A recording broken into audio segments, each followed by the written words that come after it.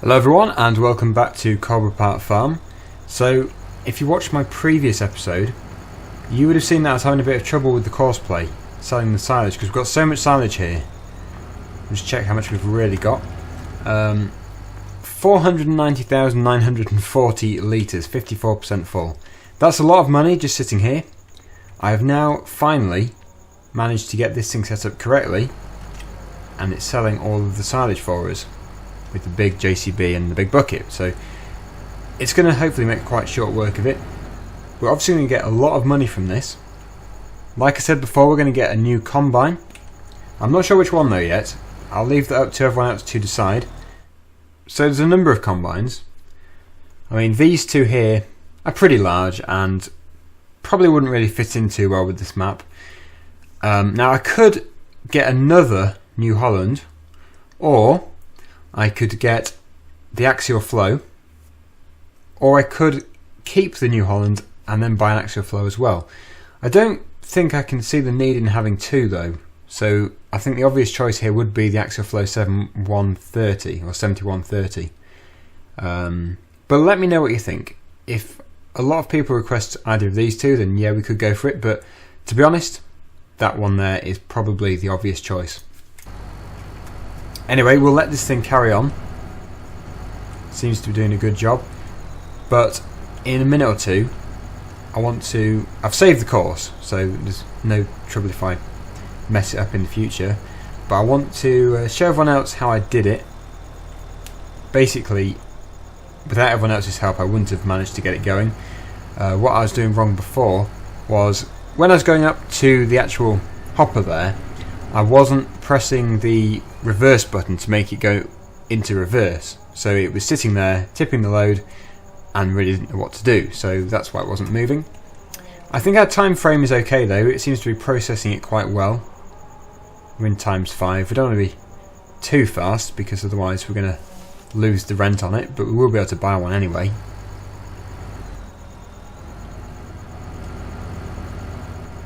So basically this video is going to be helping other people. I mean, I think most people do know, most of you do know how to set the Courseplay up to sell the silage.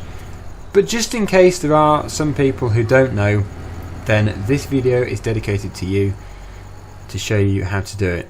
Now if you're doing this on a bigger farm, or maybe even the original map, the yard where you sell this is a lot bigger, which makes it a lot easier when setting it up. Now it's not impossible, as you can see this is working relatively well, but it is trickier to set up with it being a bit tighter, but it is definitely possible. Anyway, that is selling that very well. Sort of a little bit too far this way, so we could actually adjust that when I do it again. But I'll let it sell a few more bucket loads and then I'll show you how to do it.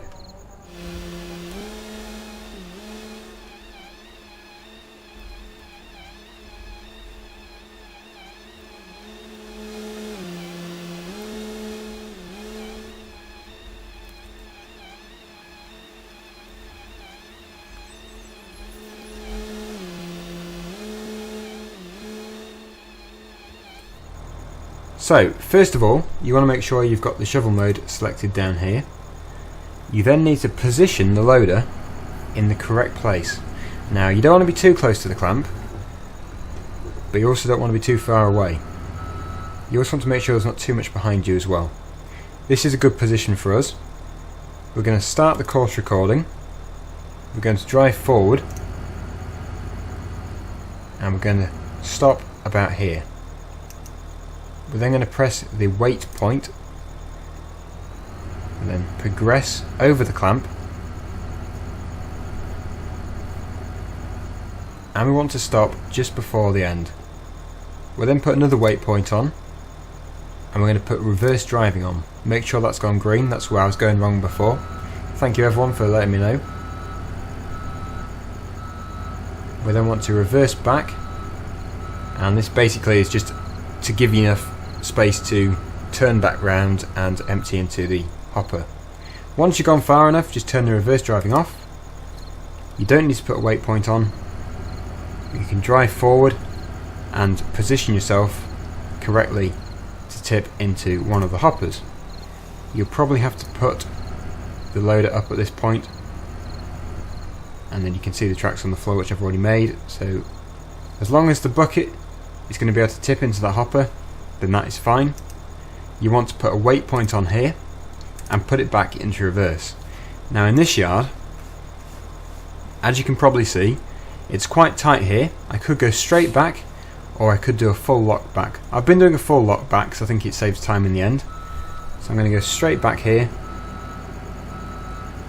and stop. I'm then going to put this into forward again. We don't need a weight point. We then want to come back around, and we have to be in front of the starting point. If we're behind the starting point, it will not be a complete circuit. We can then stop, and you can see it has produced our course. To make sure this is working, reverse back beyond the start point so it doesn't have to turn around, and press drive course. Now at this point I'm going to save the course,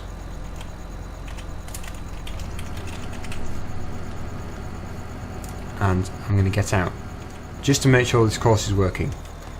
Now once I have done this and made sure it's working, I'm going to then show you how to do the load positions. Now obviously if you do know how to do this, then please bear with me. I'm really making this video because everyone has helped me, so I want to help everyone who doesn't know how to do this. This should work hopefully, but I do want to fine tune my loading position. My transport position, I think it is. It's travelling too high, so I want to reset everything and start again. So that has worked, which makes sure it doesn't crash when it gets to here. That's the full loop, and it starts again. So that is all good. Now I'm going to get back into the loader, and we're going to go on to this button here, which is the shoveling positions. Now you'll see they're all green. These will be all white if you have not done it yet. I'll give myself some space here. We'll turn them all off, and we will start from the beginning. Now the loading position is obviously when it's going to be shoveling to get the silage into the bucket. Actually, I will just empty the bucket.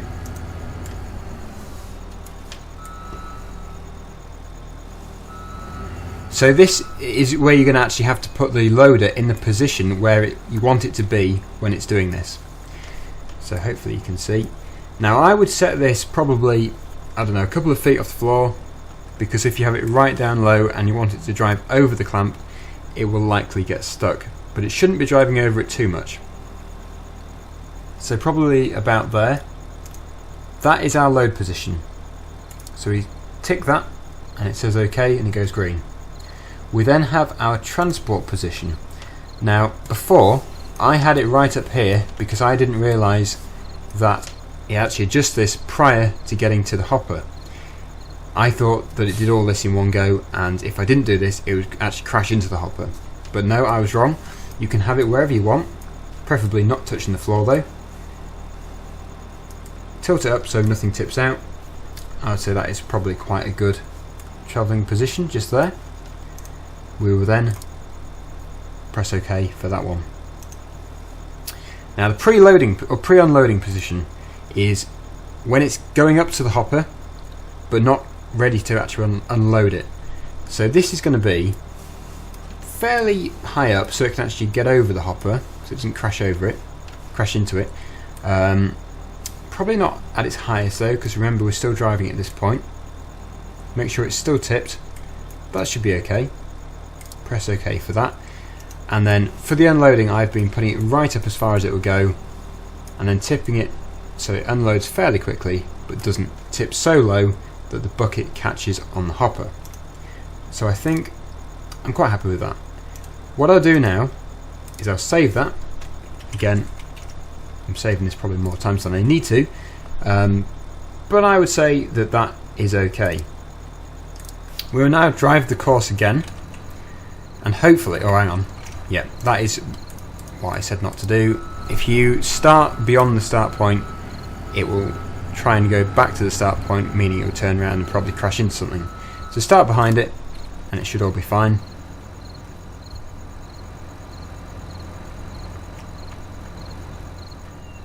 Now this is probably just getting its bearings, that's why it's a little slow.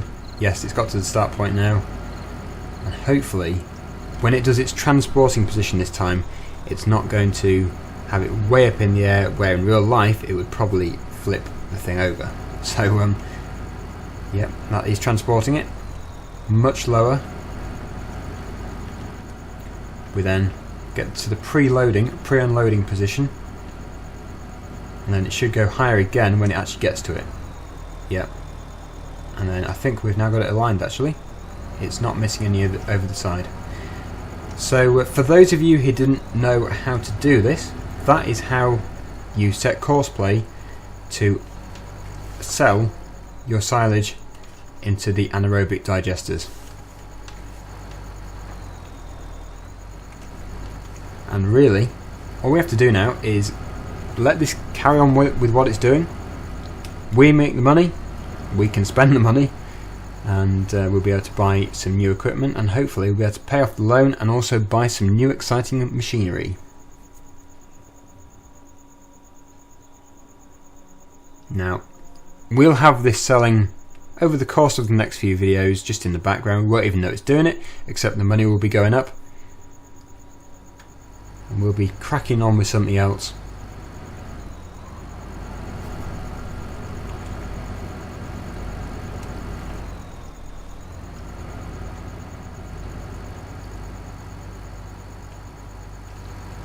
But that's all there is now to setting Courseplay to sell your silage.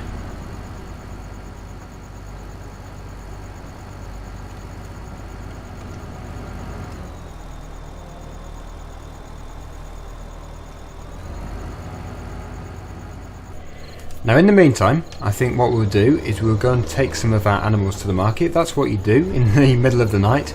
But there you go, it is dark. To be honest, I don't know why it is dark, because when I previously saved the game it wasn't, so I think what I must have done is speeded up the time by accident, and we've skipped a load of time and it's just turned out to be the middle of the night. But I have speeded it up now, and it will also help the silage process in the anaerobic digesters. But yeah, we'll go and get the livestock trailer to take them to market. Now, just before I do this, I would just like to say I have never ever done the beef and the pig mods before. Therefore, I'm not 100% sure what you do when you're selling them, or even how you get them into the trailer and unload them from the trailer. So that is something we will be finding out in due course. But we're just heading down to the store where I've just bought the trailer. Now this is a very nice little mod. I'll just show you it in here. This is the OBE livestock trailer, which is available in all kinds of different colours. I've gone for blue, which is hopefully approved of. To be honest, I've not really seen it too much actually in game. I've seen many screenshots of it. It's slowly coming light now.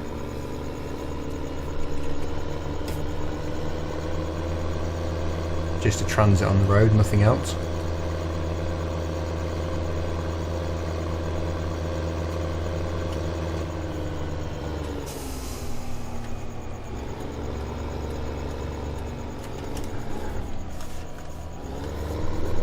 Right then, quite big, quite a big trailer.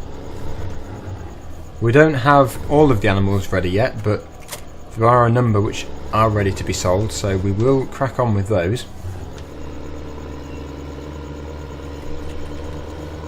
And it looks like, oh, it's even got side lights. That is so nice. What a nice trailer.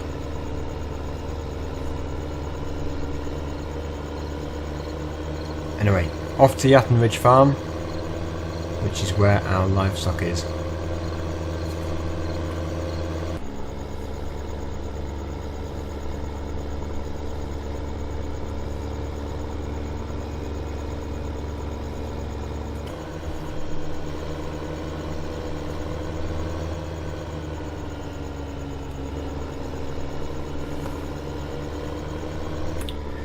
Right, so it's now almost light. We're here and we are ready to take our pigs to market. So how do you do this? Do you reverse in there and then just load them up? I'm not sure. Or is there a designated area to do this? So they're now loaded up into the trailer. I was trying to work out how to do it, and I was going to record this, but they filled the trailer up automatically, so I'll have to show you with the cows. But our pigs are in there, and for the first time that I've been playing Coldborough Farm, it's now raining, and for some reason it's caused a little bit of lag, but that shouldn't be too much of an issue. So we now want to put the trailer door up. Oh, look at those pigs in there. And we're going to go and take them off to market. So I think it was actually showing 3 in there. Oh no, 17 it's gone up considerably. So we've got 17 pigs to take to market. So yes, it's raining. Now I thought originally that for some reason my version was just glitched for some reason. It was just having sunshine all the time. But it turns out it's just because I was playing real time. Now that I've speeded time up a bit, it has actually managed to go through the cycle, and we've managed to get some rain, which I prefer. Well, I don't prefer rain, but I prefer to have different weather rather than just sunshine. So that is nice. It limits us from doing other things as well, which is more realistic, such as combine harvesting. Anyway, we will head down to the market and see what price we can get for these. I think what I'll do is I'll leave the cows until tomorrow. I'm going to show everyone exactly how to do that if you've not done that before. Chances are everyone else has already done it, and I'm the last person to. But like I say, with Courseplay, it's there could always be someone like me who has never done it and is interested in how to do it. There's more traffic now. Oh, we'll go.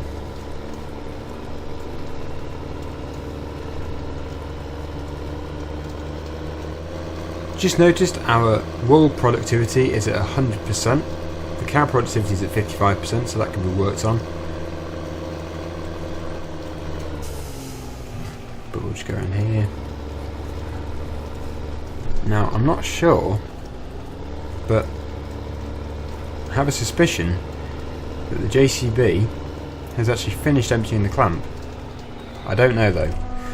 Right, so this should be fairly self-explanatory. The pig selling point is just there. So we'll just turn around and reverse into that trigger.